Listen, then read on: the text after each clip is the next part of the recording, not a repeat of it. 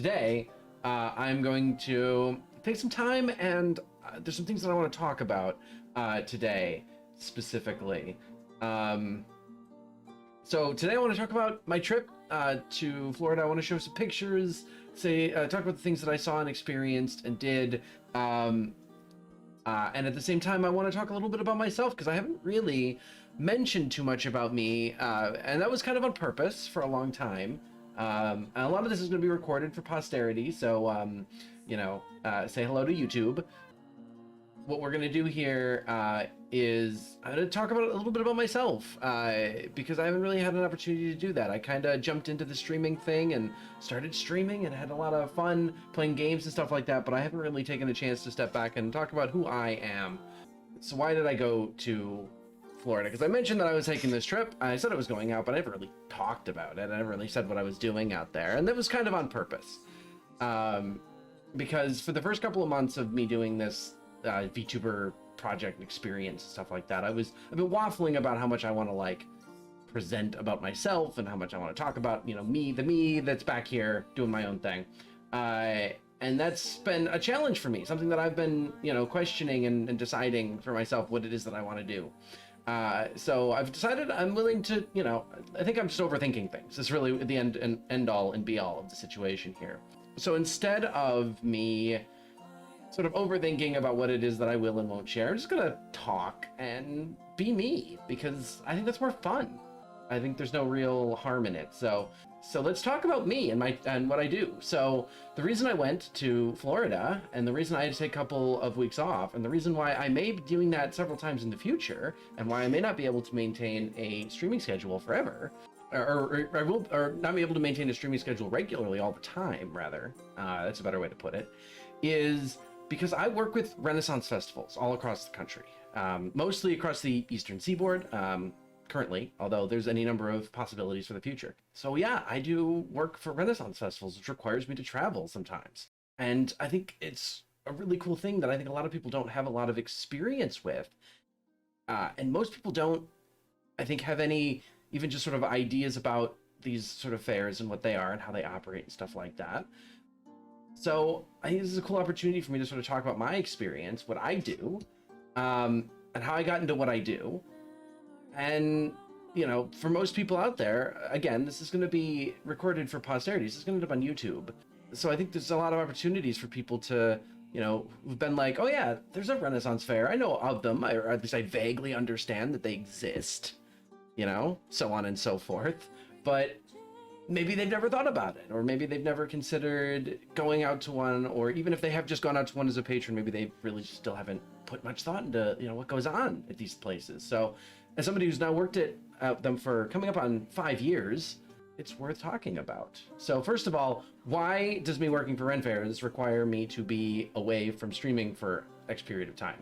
Well, part of it is that Ren Fairs are spread out all across the country. There are a few places here and there where you could probably work at Ren Fairs without leaving, or at least not going too far from your home for a good chunk of the year, right?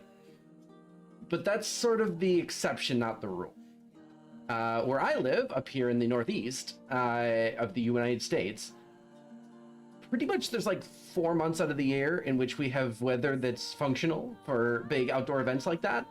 And the rest of the year, we got nothing. So in order for me to engage with these fairs, outside of that couple of months, and outside of the ones that are very close to me, I have to leave. I have to go from home a great distance, which requires living in a field, in a tent, usually, or in the woods in a tent, usually in a space near or adjacent to the fairgrounds itself, or whatever fair I'm working at. There will be a designated camping area, and I will be camping there. This is how most people who work at the Ren Fair operate. You are on the road, unless you're lucky enough that that particular fair is close enough to your permanent home that you get to go back to it every week. Most people who are working at a given Ren Fair are probably living on site nearby. It's something to think about when you go to visit a Renaissance fair or see photos or pictures and stuff like that. Pretty much anybody who's working there is probably living in a tent or an RV, probably within a stone's throw of the fairground itself. and yeah, camping for weeks. So like it's long-term camping. Some of these shows go for 9 to 12 weeks, and you're out there all the time. And some people are on the road all the time. See, I'm a creature of comfort. I have to come home and sleep in my own bed and have access to my internet and electricity, because that's the thing. You don't have access to either one of those. Like, occasionally I'll be lucky enough to get access to a Wi-Fi network, but most of the time I'm just on my wireless data network for the whole time I'm out there. And I have no access to electricity, so just keeping my phone charged means lots of external chargers and taking every opportunity I can to get them plugged into a wall whenever possible. So as a creature of comfort, that sort of stuff is difficult for me. So that's why I'm not on the road constantly 52 weeks out of the year. Some people that I know are. And that's wild to me. And these people are some of my best friends. And I'm just like, I can't, me personally, that doesn't work for me, but other people does. So, so again, circling back around to the idea of why does that mean that I can't stream constantly, and that I have to take big chunks of time out of my streaming schedule, is because while I am at a fair which is not close to my home, I have no access, I have no electricity, first of all. So even if I like hauled my computer out there, which would be insane and ridiculous, I would have no way of utilizing it. And even then, I have no internet access, and the only source of internet access I have is my phone's wireless data network. So like streaming is completely out of the question while I'm at one of these events. So so that's basically the idea. That's what I do. That's why I had to disappear for a couple weeks. It's really exciting. It's fun work. It's the kind of thing where if I could stay home and if I could do that kind of work every week for the rest of my life, I would. I could do it forever. And I would never have to stop, and I would make my life, I would be so happy about that. Unfortunately, I don't have that liability. I don't have that luxury. I wish I did. So I do what I can. And I was specifically out in Florida because there was a 3-week event called Hogtown, the Hogtown Medieval Fair. It's put on by the city of Gainesville. It was a lot of fun. Super awesome. Little show. So Renaissance fairs come in sort of 2 major flavors. One is where the owner of the fair owns the land that it's on, and therefore they can build permanent structures. They can put up permanent buildings that are rooted into the ground and have a foundation and stay up all year round, even when the show's not running. The big show just outside of New York City comes to mind. So does the big show in Pennsylvania that runs for 12 weeks. That one comes to mind as well as shows that do this, where the owners own the land and therefore can build up permanent structures on that property. They can also do landscaping. They can do Disneyland type stuff where they figure out sight lines and pathing through the village that they build, so on and so forth. And then the other major flavor is where the fair owners do not own the land that they put the fair on, and as a result, they have to every year, if you work at this, if you want to like put up a booth at one of these fairs, you have to show up sometime during the week before, put up a tent somewhere on the fair site. You're usually told where to do this, and then you live or you work and sell your product or whatever out of that tent that you set up on site. So tent fairs and permanent structure fairs, those are sort of the 2 flavors of Renaissance Fair. The Hogtown Fair is a tent fair. It is put on by the city, so the city technically does own the land that they put it on, but obviously they're not planning on making it a permanent fair site, so they just, it's just a field. And just before we all get there, they mow down the field and clear it out so that we can start putting up our tents and stuff, which is very different than what I'm used to, because my home fairs, the fairs up here by me, are all permanent structure fairs. So this is my first time doing a fair that did not have permanent structures on it. It was very, very different for me. But it was a very much a good learning experience, I have to say. But the other cool thing about working this line of work and doing this sort of stuff for a living is that if you were to look up your local Renaissance Fair and find out what its dates are, you'll almost certainly find that it only runs for a couple of weeks.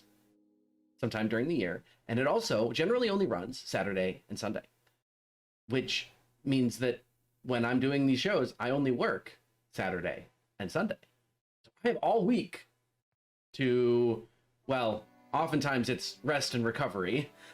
Sometimes it's things like that. Sometimes it's functional things like we've got to do laundry and you've got to, buy groceries and, put yourself back together after a hard work weekend. But you also have days to go do cool stuff. And so this is what I like about being on the road is that you can go do cool stuff. I get to go around at different shows, work the weekends. I work the weekends, work the shows straight through. And then I have my weeks to go do cool stuff like this. I really have enjoyed what working for the Ren Fair has been able to unlock for me, just personally. So there's all kinds of games.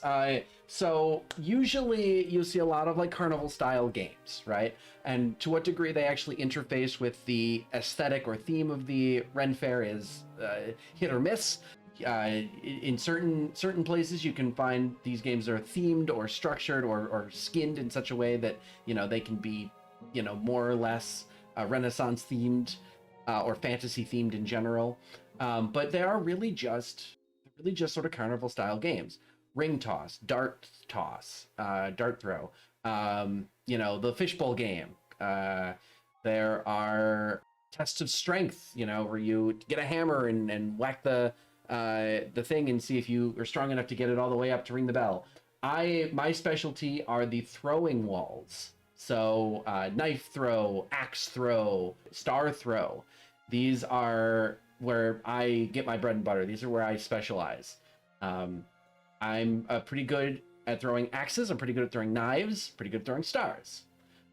So that gives me, so I can teach how to do it, and I can run those games very effectively.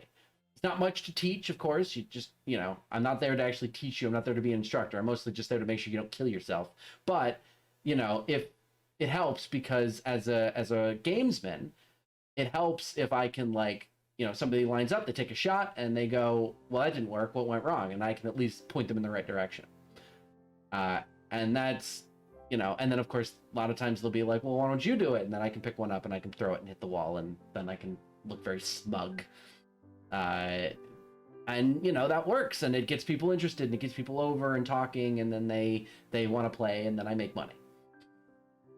So there's lots of different games that different fairs have, and like I said, I've done a number of them at this point. Mostly at my home fair, I do the axe throwing boards. I just finished up at Florida where I did knife throwing, but I've done all kinds of other stuff as well. So what that means is that I get a direct relationship between how well I do and how much money I make. I make direct commission. So the better I do, the more money I make.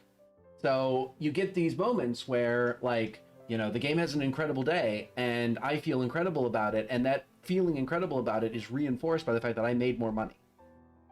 So, like, it's just a double whammy, right? You feel good because you were active. You felt like, because when you're at something like a fair and you're running a game and people are just not interested in playing your game that day for whatever reason, it feels bad. Like, it feels like they'll walk past you and they'll look at you like you've got three heads, right? Like, why do you want me to play a fishbowl game at a Renaissance fair? And you're like, no, I kind of get it, but, like, also it's just fun. Like, just live a little, man. $3. So, like, it's kind of like, but they'll look at you like you've got three heads, and that feels bad. So on days where you do bad, you feel bad. But on days where you do good, you feel incredible. And like I said, this is the kind of work I could do every week of my life forever, as long as I didn't have to sleep in a tent or stay away from home for large chunks of time. So for right now, my schedule, and this is sort of one of the reasons why I'm talking about this, one of the reasons why I'm coming out here with all this information, and trying to make all this known, is because one of the things that I want to do is I need to make it known to you guys, my audience, and again, hi YouTube, why it is that there will sometimes just be big gaps in my ability to maintain consistent content.